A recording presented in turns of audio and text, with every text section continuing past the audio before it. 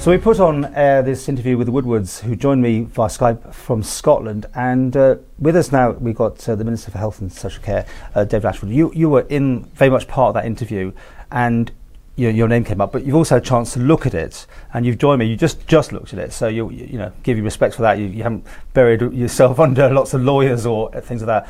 But there's some massive issues. It seems like that this young lady died at Nobles. There was the inquest, and I know we've got to be really careful about what we can say here, of course, as well. So, without me going on too much, your first reactions to that interview? I mean, obviously, the first thing I've got to say, Paul, it was subject to a coroner's inquest, so I've got to be very careful what I say. I understand. There's only so much that I can say. The first thing I would say is that it's obviously tragic. It's an absolutely tragic set of events. I said that at the time. We all wish that Aimee could still be here with us. Obviously for Mr. and Mrs. Woodward, it's absolutely mortifying.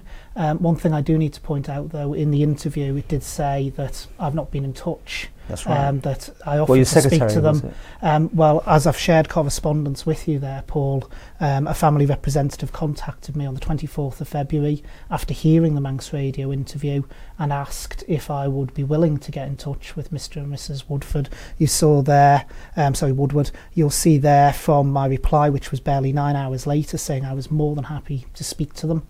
And then the reply came back saying that they would pass on my contact information to Mr. and Mrs. Woodward, and I've heard nothing since. Right. I obviously don't have their contact information because as Minister I don't have any data protection rights to access anyone's records. Yeah. So I don't have the ability to be able to get their contact information. But as I've shown you you could have there, gone back to these people, I suppose, the email time and train. ask them? Could you not ask them for the information? Well, they said that they would pass on the contact information and the family would contact me. Okay. I mean, anything like this that comes up scares the living daylights out of people, I think. We're just feeling that something has gone wrong. And they were treated, in their view, not as well as maybe they could have done. Can you say anything about that? Again, was that outside your remit? What I can say is that the Coroner of Inquests looks and takes these matters very seriously. The Coroner of Inquests actually can make recommendations to the department under Rule 34 of the Coroner's powers.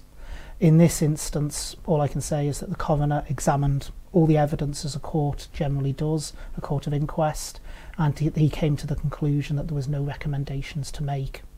Have they been sort of unfairly treated in any way, do you think, then? From what the reaction to that interview, it seems that they didn't get maybe the respect or the sympathy or whatever else, the process. Do you think it was a bit harsh on them? I think the problem is any of these processes, I mean, thankfully I've never been in a situation where I've had to go through this, but it must be absolutely heart-wrenching and heartbreaking. There is formal processes that have to be followed, and particularly Coroner of Inquest courts. It's going to be very emotional, it's going to be very trying and very tiring on the people involved, but it's a process that has to be followed, and sometimes it might seem like an awful lot of bureaucracy and pain to go through. Okay, things have gone wrong on this. After we finished the interview, we finished taping, they said a few more things. I've told you verbally what there was, so here we go. They asked for their records, their daughter, and they were sent some records. And this is where it gets really, really bad. It appears bad anyway, that they weren't their record, the daughter's records, they were someone completely else. You're well, as I discussed with other media at the time in February, as far as I'm concerned, that is completely unacceptable. It was a never event in terms of data protection. That should never have happened. It was investigated by the department at the time, and processes were reviewed to make sure that that should not happen. Have they got their records now? My understanding is they have. And you'd like these other records back, which they're holding on to at the minute, I understand. Right, I'm not aware of that. That will obviously be going through the department's data protection side.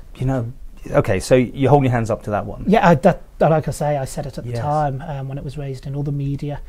Completely unacceptable. That is a complete data breach. It was investigated as such, and I believe it was referred to the Information Commissioner's office as well. Okay, well, to wrap it up, should people have confidence in you and the system and the services that we provide here in the Isle of Man? We seem to end a lot of interviews with that phrase. We do. Maybe it's just the way it is with health. I think we do. Well, it probably is actually. You've got lives in people's hands. What I can say, quite literally, in terms of the health service, what I would say, referring to this particular case, is obviously it will cause worry and concern out there.